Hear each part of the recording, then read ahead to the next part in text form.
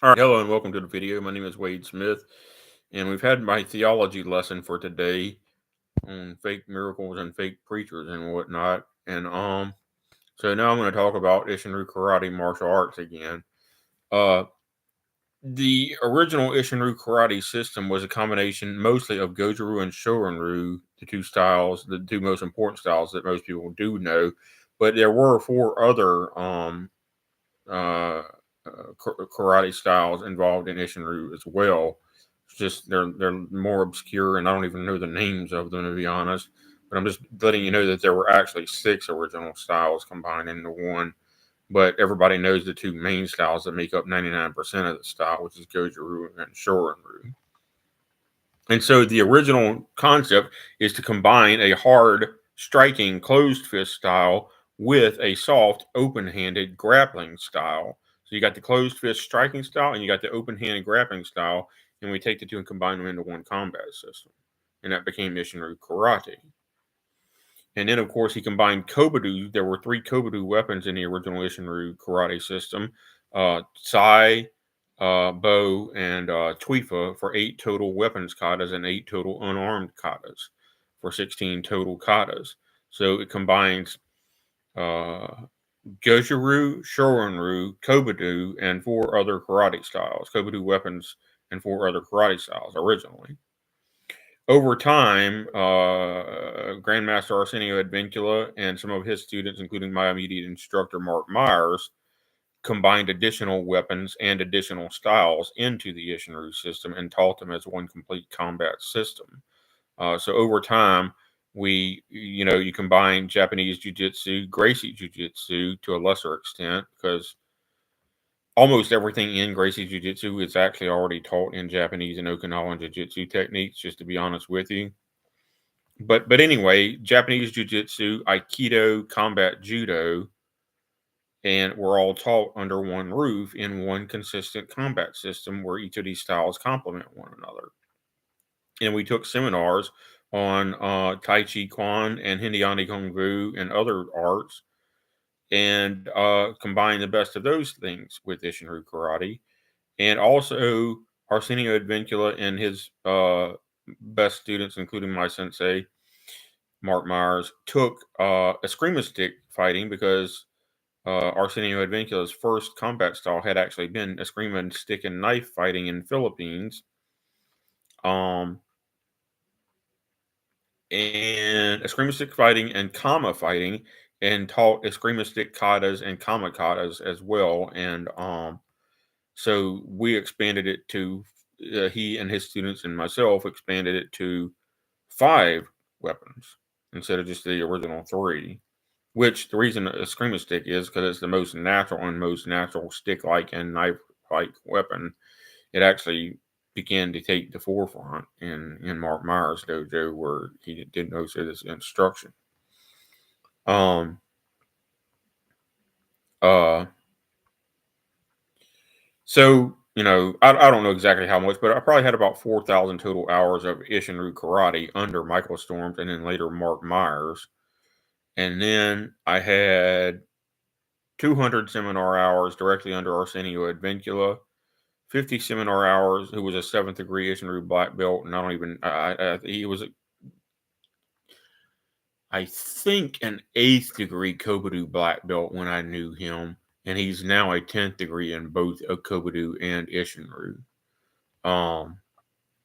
But it be that as it may. Then I had a 50-hour Kung Fu seminar, or Indiani Kung Fu with a G rather than a K. Why it's spelled differently, I don't know, but it seems to be a linguistic nuance rather than anything relevant to the martial art itself. But anyway, a 50-hour seminar of Indiani Kung Fu from a 6th degree Isshinryu black belt, who was basically a double master in martial arts. And then a 50-hour seminar in Tai Chi Quan from another 6th degree Isshinryu black belt. And he actually only taught about 1 day on Tai Chi Quan because he didn't want to teach redundant stuff, because it turns out that most of Tai Chi Quan is in fact slow motion Kung Fu and breathing exercises. But there are a few relevant things for joint locks where he showed certain spherical motions and spiral motions have applications to joint locks and other submissions. that purely planar circular motions and stuff like that don't necessarily convey correctly. All right, and that's just a nuance, all right, but it was relevant, so he taught it. And then he went to purely Isshinryu instruction for the rest of the 50-hour seminar. So and sometimes when you deal with multiple martial arts that have a lot of overlap, the only differences between them are a matter of nuance, and one of them might have a certain piece of information that is in fact expert that the other lacks, because not everybody knows everything and everybody does not know everything. Um and so you know, I wouldn't treat most martial arts as competing with one another, but rather they're supposed to be complementing and completing one another. And that's the point that I'm getting at, is that Chuck Norris said in the Walker Texas Ranger television show, there was an episode, and I forget the name of the episode, but it was in Walker's dojo, which was actually Chuck Norris's dojo, but it was in Walker's dojo where he had assistant instructors training people, and they actually had a grappling class of all things in Walker's karate dojo. Well, then Trevette, who was his partner, when they get back in the truck, asked Walker which is the best style, and Walker said you should study every style, quote unquote. Walker, who is Chuck Norris, said you should study all of the styles. So right away, I'm just quoting Chuck Norris in this case. Not that I find Chuck Norris to be the most reliable source on martial arts, because he mostly fought point contact rather than full contact. But anyway, um, he said that you should study every style. In other words, take the best of every style and combine them into one combat system that suits your purposes and needs. So that's what Isshinryu Karate was about to begin with, and that's what we've continued to do. And unlike some styles and some schools, you're encouraged to cross train in other dojos, and you're encouraged to cross train in their competitors, but not become a competitor. And you're even encouraged to cross train in completely different styles to see if you can find anything useful to complete and improve your style. So, you know, ironically, the Gracie gym down the road doesn't want you using karate in their gym, and doesn't want you using Japanese jiu-jitsu submissions in their gym. Forbids you to use joint locks until you are a blue belt in his gym. And by the way, he'll let you wear your brown belt from the other gym, but he's not going to promote you to his blue belt. And he's only there once per month anyway. But he's not going to promote you to a blue belt until you're there for at least 3 to 5 years, even though you're beating his blue belts and beating his black belts in roles, because he's just there for the money. Right? He's going out of business right now anyway. He's only teaching twice. He's only got someone in his school teaching twice per week now, and he's only there one day out of the month because he owns about 20 locations, and several of them are going out of business now because people are leaving because he's never there, and they never learn anything new. So why should they pay the $200 per month membership fee? If you're not learning anything new in martial arts, it's time to move on. Um,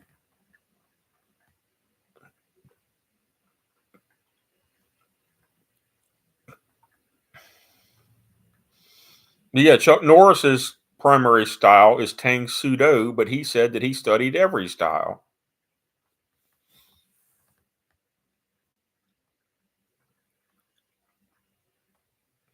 Which technically, I think Tang Sudo is more of a branch of Taekwondo, if I remember right, rather than Okinawan or Japanese karate. It has more relationship to Korean Taekwondo, um, uh, rather than Okinawan or Japanese karate, which might be why Chuck Norris is more famous for kicks than, say, kickboxing or combined striking or even submissions. Even though he certainly knows submissions and any number of submissions, and plenty of evidence of that, um, he's most famous for his kicks. I think I can say. But he has been shown any number of times putting rear naked chokes on people, both in the movies and elsewhere. So and arm bars and such. So he certainly knows those things. Um, but you know, so what does this mean? I studied judo in the karate dojo. I studied karate in the karate dojo. I studied Japanese jiu-jitsu in the karate dojo. I studied aikido in the karate dojo. I studied weapons forms, kobudo in the karate dojo. I studied Gracie jiu-jitsu. We had a Gracie jiu-jitsu night at least 1 to 3 times per month, just where we did nothing but Gracie jiu-jitsu and how to beat Gracie jiu-jitsu in the karate dojo, even though Gracie Jiu Jitsu was not the primary style. Matter of fact, it was the last thing we actually taught and learned. But at least anywhere from 1 to 3 times per month, since they would do a Gracie Jiu Jitsu and defeating Gracie Jiu Jitsu class in the karate class,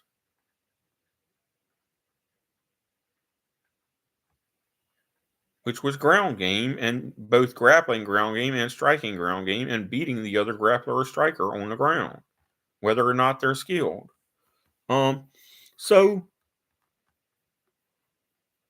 in a certain sense, that's mixed martial arts. Uh, you know, take the best of all major styles and combine them into one complete combat system.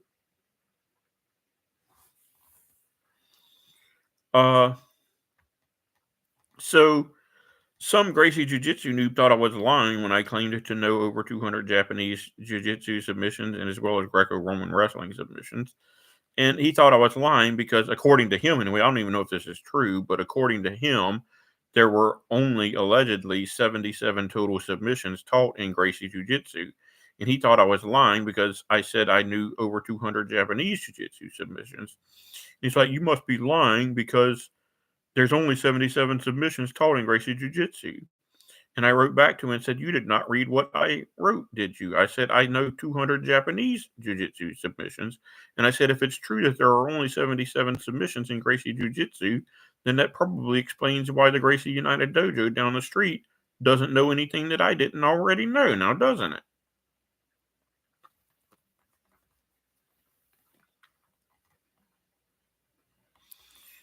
And then a different person was trying to claim that Aikido doesn't work. And I'm like, if it doesn't work, why do police officers do it? And I was like, I challenge you. I said, we can meet on a neutral place. I said, and I'll let you throw punches and kicks at me or even swing a stick at me, and we'll see whether Aikido works on you or not. And I was like, he didn't write back after that because I was like, we can film it. And I said, if you think I'm a liar, you can try to embarrass me. And if you beat me, we'll prove that Aikido does not work. And if I beat you, we'll prove that Aikido does work, won't we? But I said, we could beat on a neutral team.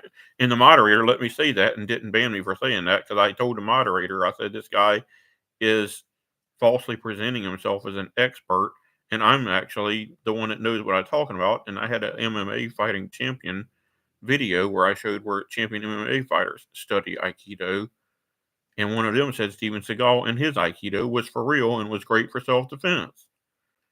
And this numbskull still refused to admit that Aikido worked. He's like, well, that MMA champion doesn't know what he's talking about. Really?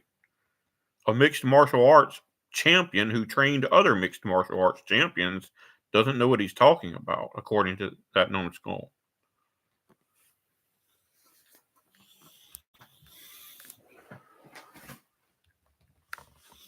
It'd be different if he was some low-level trainer who never had a championship himself and or never had a championship caliber student. But this gentleman is the one who, I forget, I think his first name is Eric, but he trained Brock Lesnar and Ken Shamrock and a couple other champions and contenders in the UFC and other MMA leagues, and he was himself a champion in an MMA league. And the guy I was discussing this with refused to admit that he absolutely knew what he was talking about. But the moderator saw that I knew what I was talking about and let stand my open challenge to him because I was like, if you don't think it works, let's meet at a neutral site and test your theory that it doesn't work. I'll let you throw punches and kicks at me or even swing a stick at me, I said, and we'll see whether you beat me or whether I beat you, and we can film it and you can totally embarrass me if Aikido doesn't work. I said I'll handicap myself and only use Aikido techniques. So people with no experience whatsoever in martial arts think they're an expert, and they have no idea what the difference is between an expert martial artist versus a complete noob or anything in between. Incidentally, they had a boxer. It's on YouTube. I need to finish watching it because but I read it, and a boxer was attacked by apparently 5 people. I'm not sure how organized they were in attacking him, though, but he was attacked by 5 people, and he beat them all off of him and successfully defended himself against the 5 people attacking him. I don't know what their degree or skill of fighting was, probably 0. But that, if true, is the most impressive male self-defense feat I've ever seen, and it's kind of ironic that it's a boxer doing it. But I used to be able to, when I was 20 years old, beat 2 second-degree black belts in a handicap match. But I've also heard of women martial artists successfully defending themselves against 2 heavyweight male attackers and even maiming both heavyweight male attackers. Although that was probably an exceptional case because it doesn't seem to be likely to happen for every woman defending themselves in a handicap match. But and there was probably a little more to it than just the 5 swords American Kendo Karate combo and the Seisan Bunkai. It probably involved eye gouges and groin kicks and Japanese Jiu-Jitsu, in addition to the Kendo Karate moves adopted in Isshinryu and the Seisan Bunkai adopted in Isshinryu. Probably involved all of that. But supposedly it was only a blue belt woman who was defending herself, and Seisan Bunkai was fresh in her knowledge and muscle memory because she was at the belt where that's taught for the first time. And she got attacked in the street in a gang rape situation by 2 heavyweight men, and she beat both of them and maimed both of them. Is how the story was originally told to me when I was, I think, 12 years old at Michael Storm's Karate USA dojo in Hammond.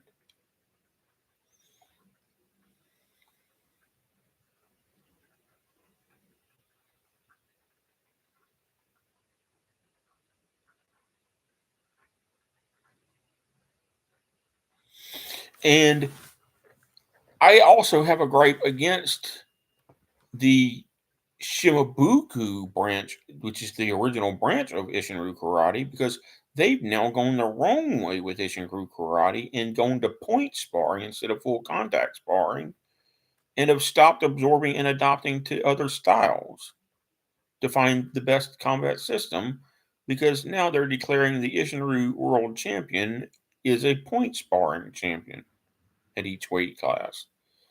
And I'm like, well, this is actually a regression and completely undermining what his father and grandfather did.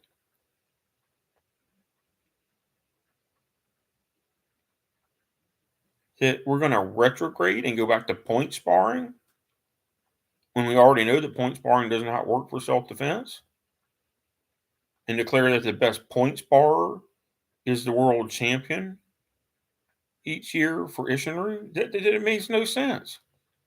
They used to do a seminar where they invited the best of every style and beat the best of every style, including Gracie Jiu-Jitsu. Now they don't even do that anymore. So I'm not all up Isshinryu family behind on Isshinryu, because they do things wrong too in martial arts. So real martial arts are not supposed to be competing with the other style in a pissing contest about who's got the best style. Real martial arts are supposed to learn from one another and complement and complete one another to make an even better style. Not, well, I got the best style. No, I got the best style. No, I got the best style. No, I got the best style. Well, why don't you take the top five best styles and whatever you think each of them has best, combine them all into one style?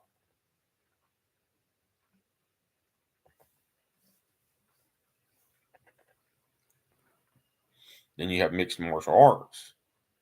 And like, don't you realize that Isshinryu Karate is a mixed martial art at this point?